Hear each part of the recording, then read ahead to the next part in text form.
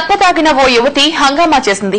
ఓ hotel కు బిర్యానీ తినడానికి వెళ్లి అక్కడ కొందరు యువకులను బెల్ట్ తో చితకబాదింది. బాధితుల ఫిర్యాదుతో పోలీసుల హైటెక్ లేడీని అరెస్ట్ చేశారు.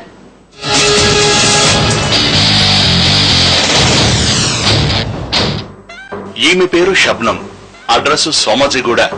రాత్రి వేళ కొందరు యువకులతో కలిసి అదే ప్రాంతంలోని ఓ హోటల్లో మందు కొట్టింది.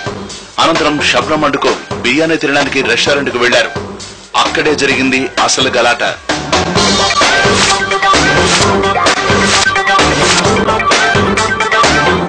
బిర్యానీ తింటున్న షబ్నం మొబైల్ మోగింది.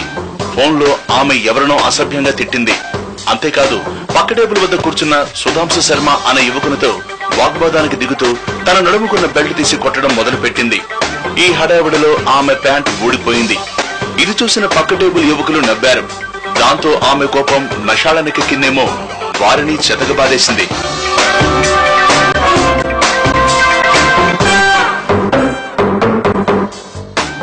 బాధితులు లబోదిబోమంటూ పోలీసులను ఆశ్రయించారు.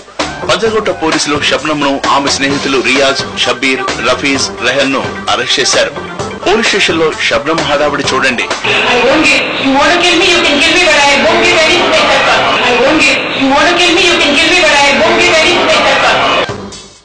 రౌడీయిజం, పేటెంట్ హక్కులు కేవలం మగాడికే లేవని నిరూపించిన ఈ ఆధునిక యువతి హంగామా చర్చనీయాంశమైపోయింది.